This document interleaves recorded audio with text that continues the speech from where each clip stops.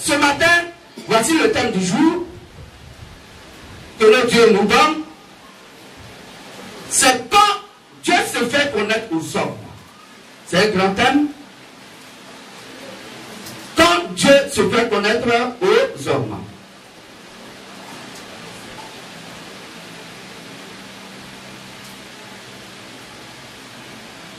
Amen. Et ce thème a été prêché par le grand maître béni, Jésus le Christ, le Seigneur Jésus le Christ, la Sainte Bible. Et l'instrument de travail qu'il a utilisé pour ce thème est son humble serviteur, Zappa Dadier Etienne. Et ce thème a été prêché le mardi 27 mai 2019 à 9h58. Dans ce thème, ce n'est pas un thème d'aujourd'hui. Que je vous bénisse. C'est un thème que notre Dieu a donné depuis 2019. Bonjour à tous et à toutes. Que la grâce du grand Maître béni soit avec nous tous et nous toutes. Levons-nous, s'il vous plaît, et prions. La main gauche vers le soleil levant. La tête inclinée, les yeux fermés, et nous prions. Seigneur Christ Jésus, toi qui es la vérité et la vie, étant le véritable et réel Dieu infini, enseigne-nous ta parole afin que nous ne soyons pas trompés par qui que ce soit. En ton nom, qui est notre propre nom, qui est le Seigneur Jésus le Christ, que nous allons prier. Amen. Amen. Nous allons rester debout et nous allons prendre Jean 14, 21. Jean 14, 21. Jean 14, 21. Et l'autre va prendre Luc 4, 16 à 21. Jean 14, 21. Celui qui a mes commandements et qui les garde, c'est celui qui m'aime. Et celui qui m'aime sera aimé de mon Père. Je l'aimerai et je me ferai connaître à lui. Amen. Luc 4, verset 16 à 21. Il se rendit à Jérusalem, où il avait été élevé. Et selon sa coutume, il entra dans la synagogue le jour du sabbat. Il se leva pour faire la lecture.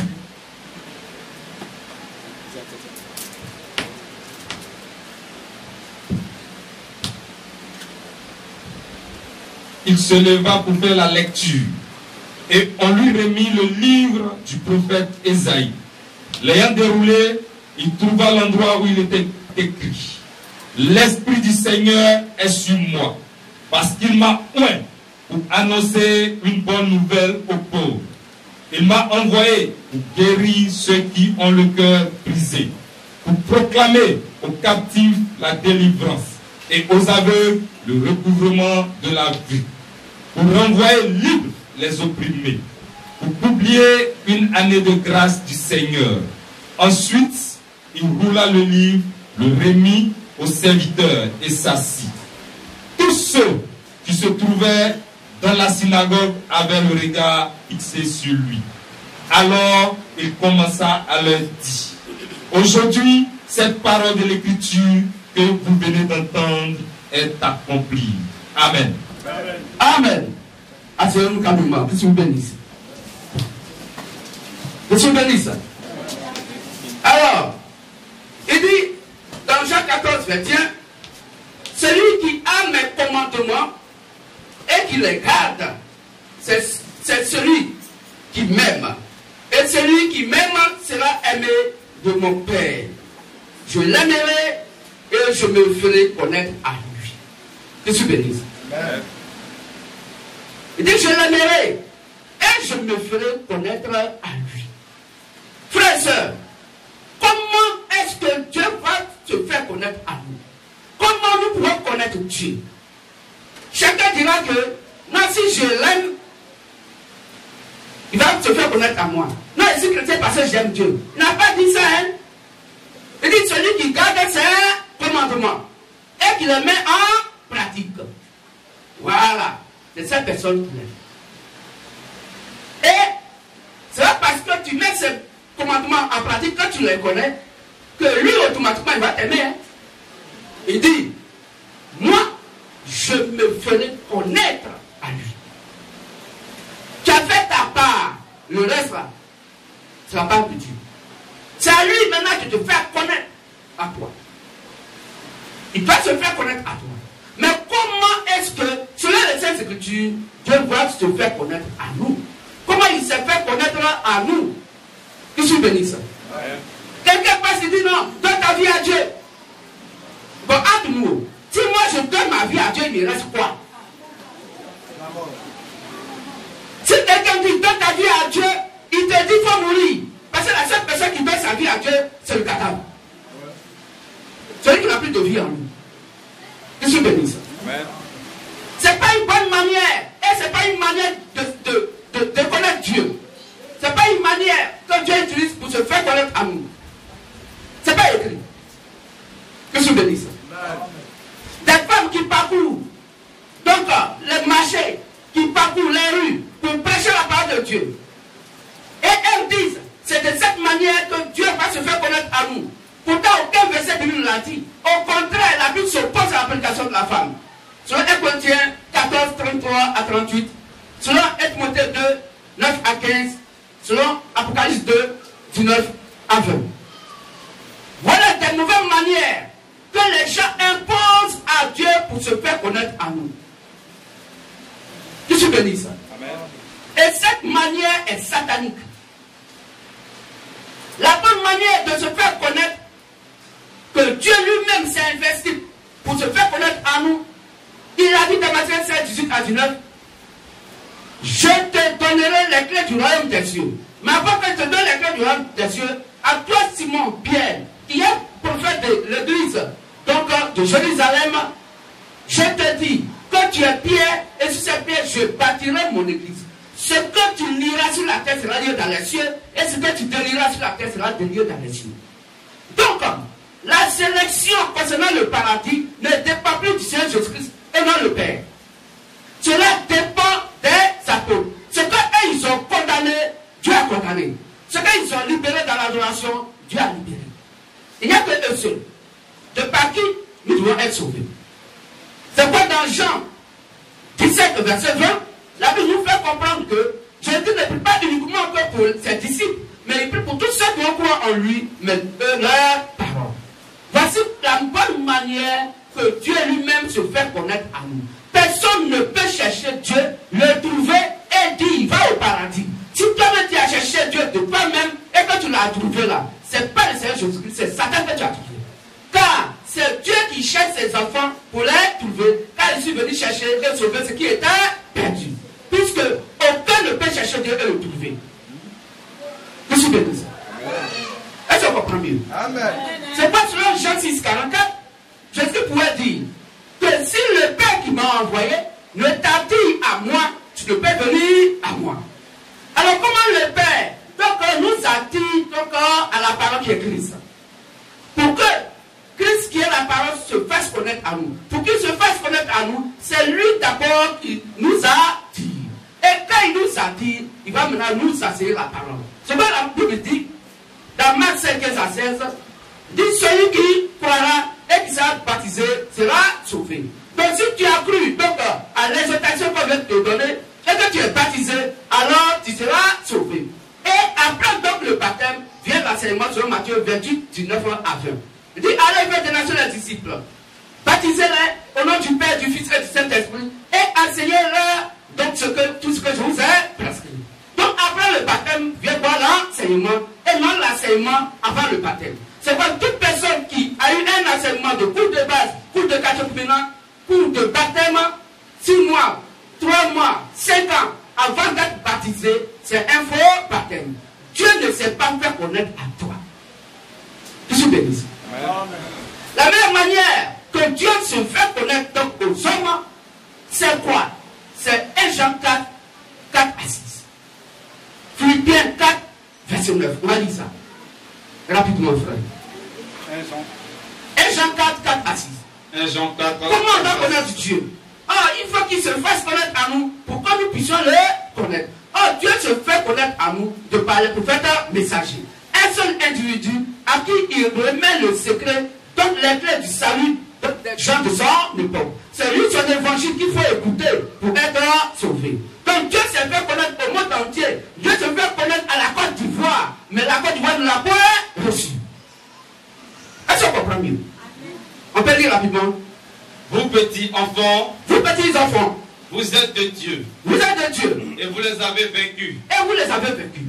Parce que celui qui est en vous Parce que celui qui est en vous est plus grand que celui qui est dans le monde. il est plus grand que Satan qui est dans le monde. Eux, ils sont du monde. Et là, les bishops, les grands hommes de Dieu, selon eux, les docteurs de la loi, les gens qui se disent qu'ils sont fondateurs, directeurs de l'église, là, et là, ils sont du monde. C'est pourquoi ils parlent d'après le monde. C'est pourquoi ils parlent d'après le monde du monde. Parce que ce qu'elles font est donc en opposition avec ce qui est écrit noir sur blanc dans la Bible. Continue. Et le monde les écoute. Et le monde les écoute. Donc il y a deux évangiles qui existent sur la terre. Il y a le faux évangile qui vient de Caïn et le vrai évangile qui vient du Saint-Esprit. Or l'évangile de Caïn, Caïn prêche selon le monde. Et le monde l'écoute. Quand le Dieu parle, c'est les fils et les filles de Dieu qui écoutent et qui acceptent la vérité. Mais quand l'ivraie prêche, c'est le monde qui écoute l'ivraie. Ils sont bénis. Nous sommes de Dieu. Il dit, les apôtres disent que eux, ils sont de Dieu. Voilà une déclaration formelle pour que chacun d'entre nous puisse avoir les yeux dans les Saintes Écritures pour voir qu'au moins il y a des gens qui disent qu'ils sont de Dieu. On va leur poser la question même. Comment vous y êtes arrivés? Parce que nous aussi on cherche Dieu, mais on ne le trouve pas. Comment ça se fait? Que Dieu s'est fait connaître à vous et que vous dites que vous le connaissez. Celui qui connaît Dieu nous écoute. Voilà. Ils disent maintenant que celui qui connaît Dieu les écoute. Donc pour connaître Dieu, il faut les écouter. Eux d'abord, les disciples de Jésus-Christ appelés les apôtres. C'est de par eux que nous pouvons connaître Dieu. Pourquoi? Parce que c'est à eux que Dieu s'est fait connaître. C'est pourquoi il dit tu es pierre, c'est pierre, je bâtirai mon église. Je te donnerai les clés du royaume des cieux. Ce que tu liras sur la terre sera lié dans les cieux. Et ce que tu te liras sur la terre sera lié dans les cieux. Voilà comment Dieu s'est fait connaître à eux. Comme Dieu s'est fait connaître à ses disciples, il les envoie maintenant vers nous pour que nous aussi, nous puissions connaître Dieu, mais au travers de leur parole, selon Jean 17, verset 20. Car personne ne peut être sauvé au travers de leur évangile. Selon Ephésiens 2, 19 à 20. Car vous êtes maintenant des fils, des gens de la maison de Dieu. Vous n'êtes plus des étrangers, mais vous êtes des fils, des filles de la maison de Dieu, étant édifiés sur le fondement posé par les apôtres et les prophètes. Jésus-Christ étant la pierre angulaire. Donc c'est leur évangile sur lequel nous devons être édifiés. Si nous sommes édifiés sur leur prédication, alors nous nous approchons de Dieu au travers de ses disciples appelés les apôtres. La seule manière de connaître Dieu, c'est d'avoir leur évangile. Que Dieu bénisse. Que Dieu bénisse. Voici comment Dieu s'est fait connaître à nous. Donc Dieu ne peut pas sauver des êtres humains sans passer par les êtres humains. Donc il passe par ses disciples pour nous sauver. C'est pourquoi Luc 10, verset 16 va nous dire que si nous voulons aller au Père, il faut qu'on aille au Fils. Mais pour aller au Fils, on doit aller d'abord vers les apôtres. Et les apôtres nous conduisent donc au Fils. Le Fils va nous conduire au Père. Voici comment nous sommes sauvés. Que se bénisse. Amen. Que se bénisse. Alors, frères et sœurs, la Bible nous dit, après que Jésus-Christ a eu à lire donc ce verset de Luc 4, verset 16 à 21, voici ce qu'il donne comme une déclaration. Il dit,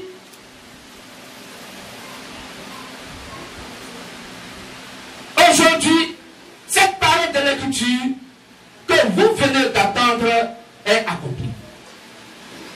Que je bénisse.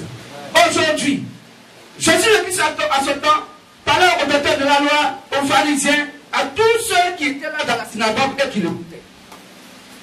Et il a dit que cette portion de l'Écriture que vous venez d'attendre est accomplie. Mais qu'est-ce qui est accompli? Alors dans Ésaïe 60, Ésaïe 61 d'abord, après verset 1 jusqu'au verset 8, on va lire rapidement.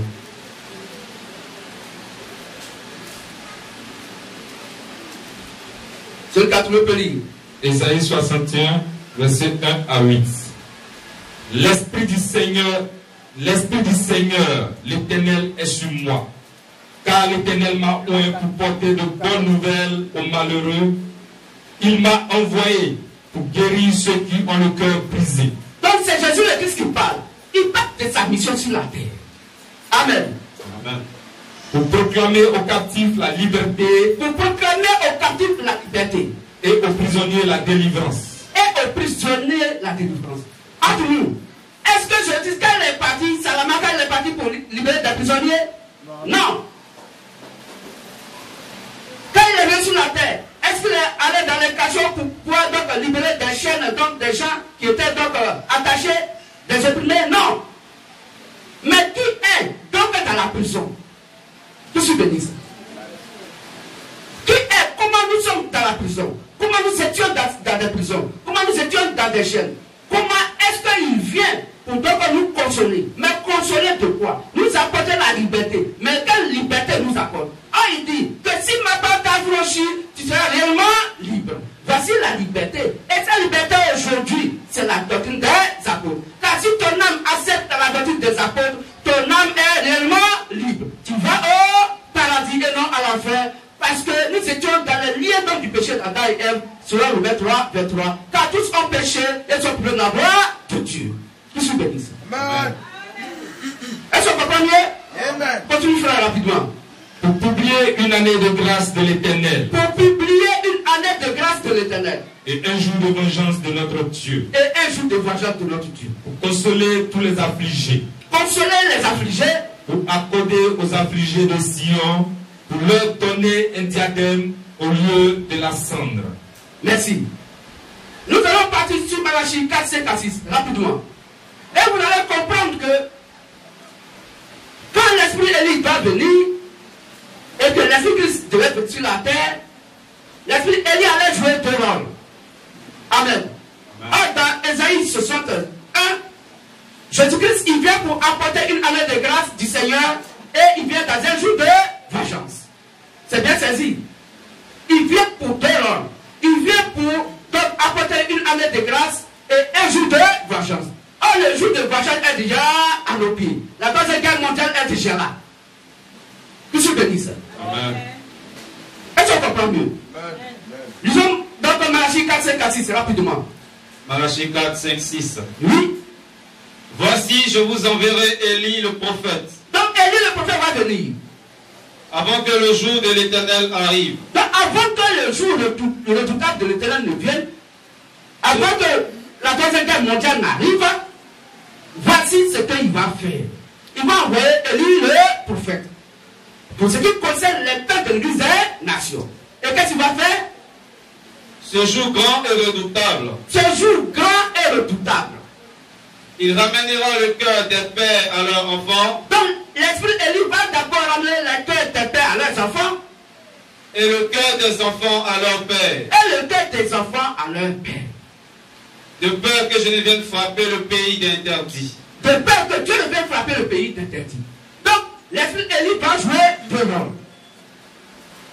Il va ramener le cœur des pères à leurs enfants et le cœur des enfants à leurs pères avant que la Troisième Guerre mondiale ne déclenche. Est-ce qu'on comprend mieux? Alors, puisque c'est la prophétie qui doit se réaliser dans le Nouveau Testament, on vient de lire donc dans le Nouveau Testament, quand il est venu, il a pris cette page donc de Ésaïe 61 et dans Luc 4, 16 à 21, il se rendit à Nazareth où il avait été élevé et selon sa coutume, il entrait dans la synagogue le jour du sabbat, il se leva pour faire la lecture. Et on lui remit le livre du prophète Ésaïe. L'ayant déroulé, il trouva l'endroit où il était écrit. L'Esprit du Seigneur est sur moi, parce qu'il m'a oint pour annoncer une bonne nouvelle aux pauvres. Il m'a envoyé pour guérir ceux qui ont le cœur brisé, pour proclamer aux captifs la délivrance et aux aveugles le recouvrement de la vue, pour renvoyer libres les opprimés, pour publier une année de grâce du Seigneur. Et il parle du jour de vengeance. Il vient pour publier une année de grâce et il parle du jour de vengeance. Il roula donc la terrasse, le rouleau où c'était écrit donc le prophète Ésaïe. Il remit à celui qui lui a donné et il dit: ces paroles que vous venez d'entendre aujourd'hui, sont donc quoi? Accomplis. Et le jour de vengeance. Ce que Jésus-Christ est venu accomplir sur la terre, c'est nous apporter une année de grâce. Et l'année de grâce, c'est qu'il doit mourir à notre place pour que sa vie soit venue en nous, comme le dit les Écritures, Jean 10, verset 11, Jean 10, verset 14. Car le bon berger donne sa vie pour ses brebis. Donc c'est ça qui est l'année de grâce. Nous sommes donc dans l'année de grâce à recevoir la bonne nouvelle, l'évangile que Jésus-Christ nous prêche, mais de par ses disciples appelés les apôtres. C'est pas toute personne qui a dans l'évangile que les apôtres ont prêché et donc a reçu la grâce de Christ. Amen. Amen. Mais et le jour de vengeance? Il doit venir pour le jour de vengeance.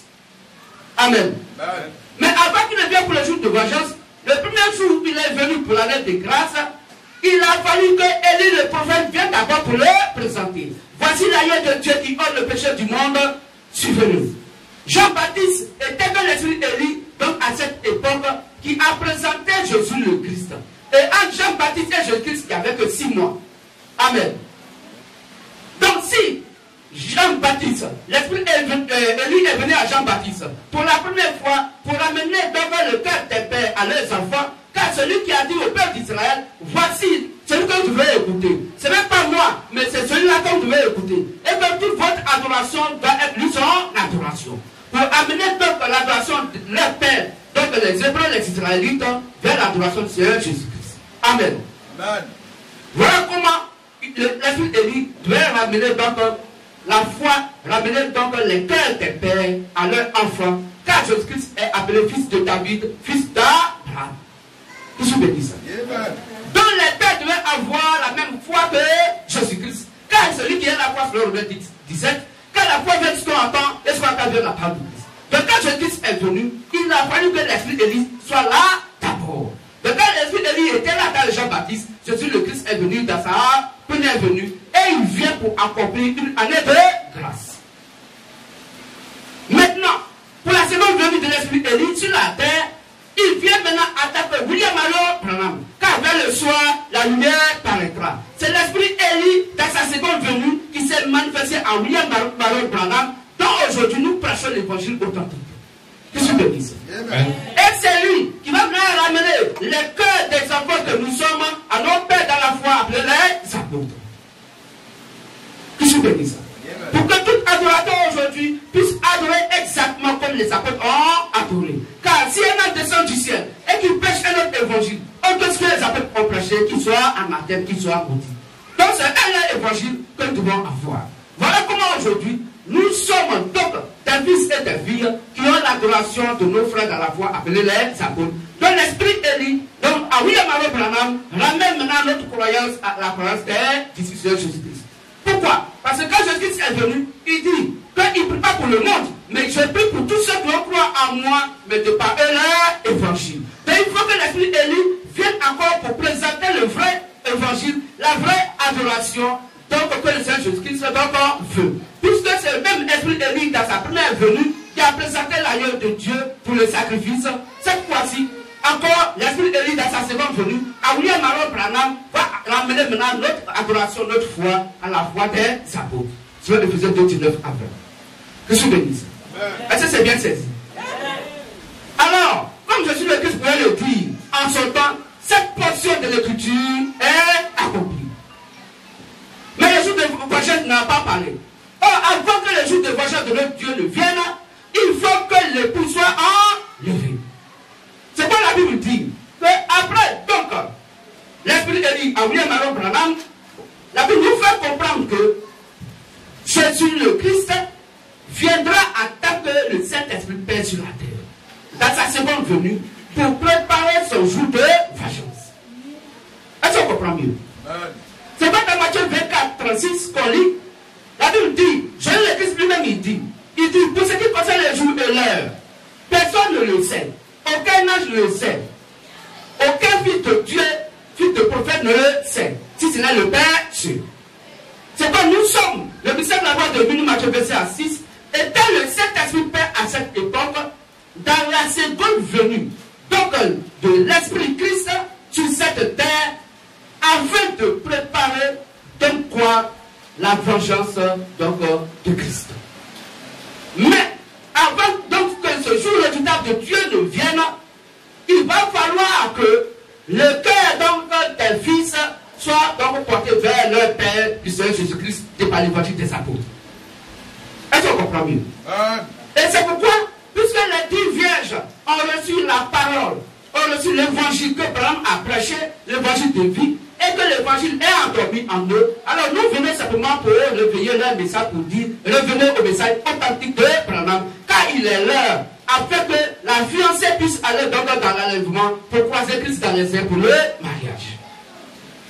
Parce qu'avant que Dieu ne vienne donc pour frapper la terre, il faudrait que l'épouse ne soit pas sur la terre. Est-ce qu'on comprend mieux? Est-ce qu'on comprend mieux? Avant que Dieu ne frappe donc le monde où il y avait donc le mélange des fils de Dieu et des filles de Dieu et qui ont donné naissance aux méchants, Dieu dit le monde est devenu méchant. Dieu est fâché. Il dit je vais détruire la terre par le déluge. Mais un seul était juste. Ce n'est pas plusieurs qui sont justes sur la terre. Il était un seul, Noé, le seul juste. Et Dieu va se révéler à lui pour lui dire, continue l'âge qu'il va te sauver, toi et ta famille. Car Dieu se révèle à une seule personne, à une époque bien déterminée. C'est pourquoi Apocalypse 1, après verset 2, à 3 dit, heureux celui qui lit et heureux ceux qui écoutent les paroles de la prophétie de ce livre. Ce n'est pas plusieurs qui lisent, c'est un seul qui lit et qui va nous expliquer donc la parole de Christ. Ce que dit les Saintes Écritures. C'est pas aujourd'hui. Quand les gens se lèvent, pour dire Dieu m'a envoyé. Quelqu'un se lève, il dit Dieu m'a envoyé. Quelqu'un se lève, il dit je suis sorti pasteur. Quelqu'un se lève, je suis sorti docteur. Il s'en va pour faire l'église. Dieu t'a jamais envoyé. Dieu n'envoie qu'une seule personne appelée prophète messager. Il avait envoyé donc notre frère bien-aimé, Noé. Et quand il a envoyé, lui a donné un message. Noé, quand tu vas construire l'âge, toute personne qui monte à ton âge est sauvée. Mais les hommes ont raisonné. Les cafards sont rentrés sans dire un mot. Les souris sont rentrés dans l'âge de Noé sans dire un mot. Les moustiques sont rentrés. Les animaux purs, les animaux impurs sont rentrés. Mais les hommes, comme ils sont tellement intellectuels, ils ont commencé à raisonner. Est-ce que ce que tu dis là, est-ce que c'est ça qu'on a prêché dans notre église? Non, ce que tu prêches là, moi mon pasteur n'a pas dit ça. Non, ce que tu dis là, oui c'est écrit, mais de nos jours, Dieu n'est pas dans ton texte. Comment ils sont morts dans les de livre? La Bible dit que les mêmes paroles que Noé a prononcées pour dire monter pour être sauvé sont encore aujourd'hui d'actualité. Ces choses sont encore accomplies. Car dans Matthieu 24, Jésus pourrait dire avant que le jour du temps de Dieu ne vienne là, alors le temps de Noé va revenir. Nous sommes au temps de Noé et aujourd'hui il y a plus que Noé. Le but de la loi de Minuit, Matthieu 25 et 6. Frères et sœurs, c'est ça qui est la vérité. Il a fallu qu'Abraham le père de la foi pour se parler avec la foi elle-même qui était le Seigneur. Car parmi les trois personnalités, il allait devant un et il s'est mis à genoux et il a dit mon Seigneur.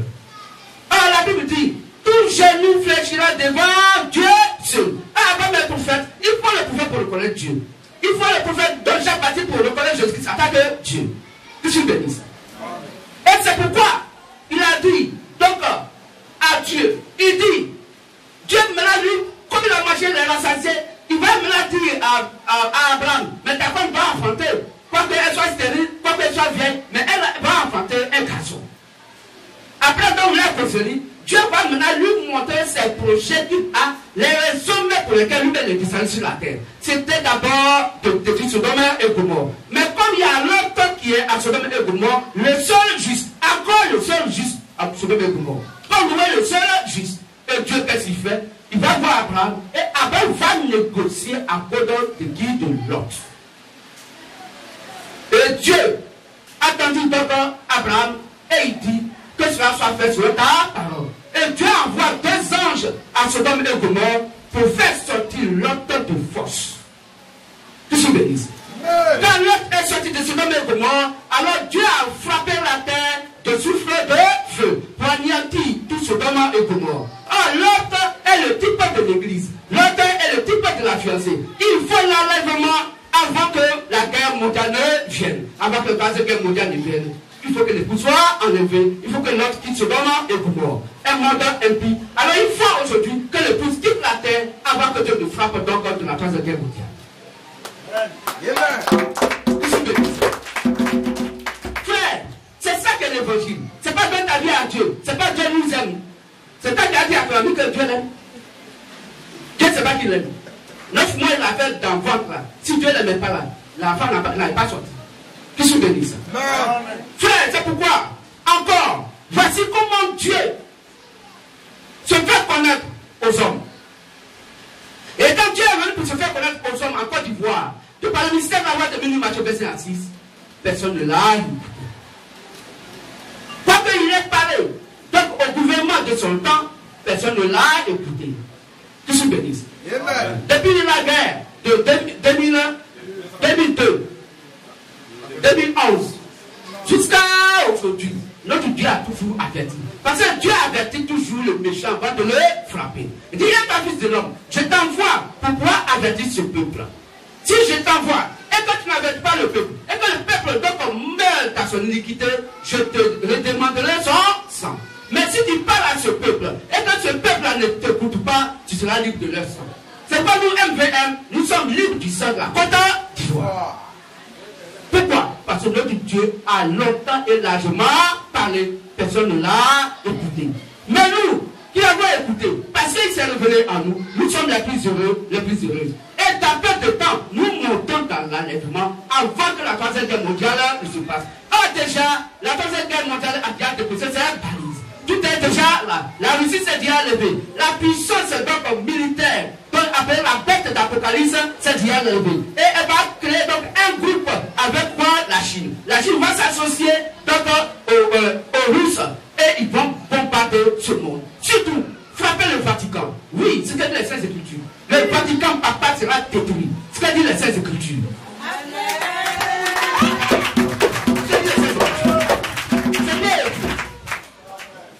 La bête dans la Bible a deux sens. Il y a donc la bête qui est donc le pouvoir religieux, donc papal du Vatican, appelé dans l'Église catholique romaine, c'est la bête du 666. Et il y a l'autre bête qui est quoi? Le pouvoir militaire qui est la Russie. Monsieur bénisse. Alors frères et sœurs, puisque le pape est déjà parti pour pouvoir donc réconcilier Israël et la Palestine, alors que Caïn et Abel ne doivent pas manger dans la même sauce, ils ne doivent pas manger dans le même plat, ils ne doivent pas manger la même nourriture. Matthieu 4 dit, l'homme ne se nourrit pas de pain seulement, mais de toute la part qui sont la bouche de Dieu. Caïn ne peut pas prêcher l'évangile d'Abel. Et Abel ne peut pas prêcher l'évangile de Caïn. Or l'évangile est la nourriture de l'âme. Je suis béni ça. Voyez que quand Ismaël était là avec Isaac, c'est Ismaël qui faisait toujours la guerre à Isaac. Quand Caïn était là avec Abel, c'est Caïn qui faisait toujours la guerre à Abel. Quand Jésus-Christ et Judas Iscariote étaient là, qui est venu donner le baiser mortel? C'est Judas Iscariote qui est venu lui donner le baiser mortel. Pour dire, quand celui que je vais baiser au jour là, cette personne-là, c'est lui, c'est-le et crucifiez-le. Que je bénis ça. C'est ça le vrai évangile. Donc, puisque la Palestine et Israël vont avoir un temps d'accord, ce qui est impossible devant Dieu, et comme cela s'est manifesté, Dieu va la tête dans la colère, et la bête appelée la Russie va bombarder Israël. Que je bénisse. Frères et sœurs, c'est ça l'évangile. C'est pas l'évangile alimentaire social. Dans ta vie à Dieu, qui veut mariage, qui veut garçon, qui veut travail, qui veut temps. C'est pas ça. C'est pas pour ça que Jésus-Christ est mort pour nous. La vie de Christ, c'est de savoir comment nous sommes tombés, comment nous sommes empêchés, comment Dieu veut pour nous sauver, et comment nous lâche de sa parole, nous satisfait de sa parole, et que ce véritable Dieu nous met maintenant en lieu sûr. Et dit, tu es mon fils, tu es ma fille. Viens et mange à table avec moi.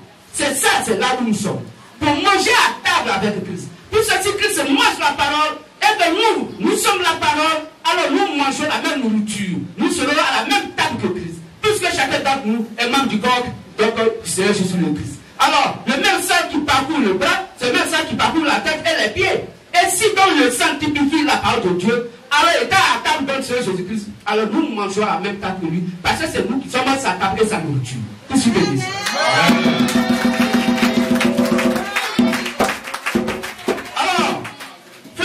Conclusion, nous avons 6 minutes. C'est pourquoi Jésus-Christ nourriture que vous venez d'attendre est accomplie. Cette phrase de Jésus le Christ se répète aujourd'hui. Et c'est ce que nous venons de vous dire. Je suis béni ça. Que Matthieu verset 6 est là. Quiconque n'accepte pas l'évangile de Matthieu verset 6 va à la perdition. Je suis béni ça.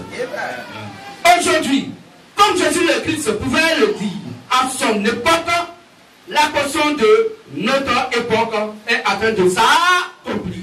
Et nos yeux sont en train de voir. La troisième guerre mondiale se prépare et l'épouse se prépare. Vous voyez que le côté physique et le côté spirituel vont de pair.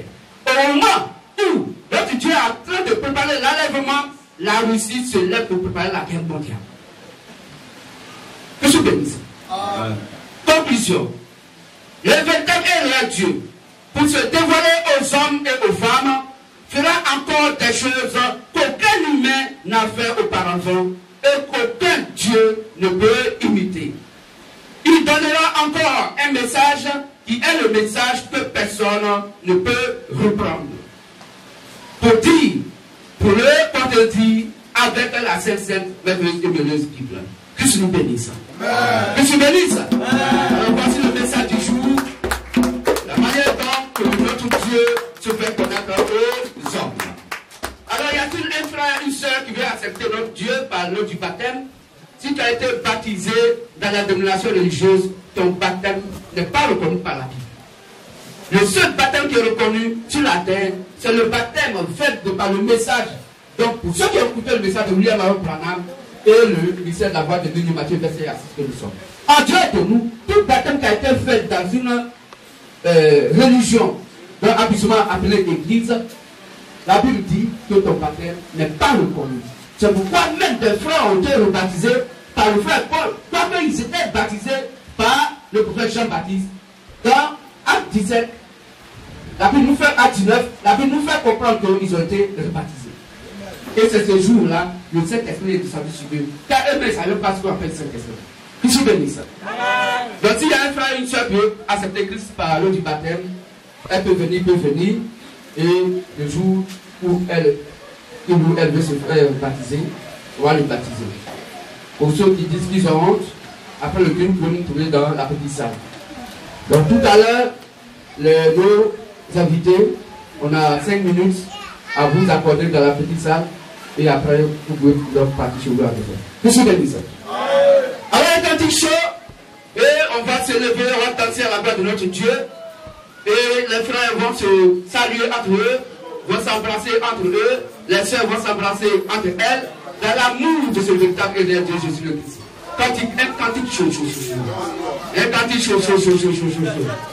Un cantique chaud.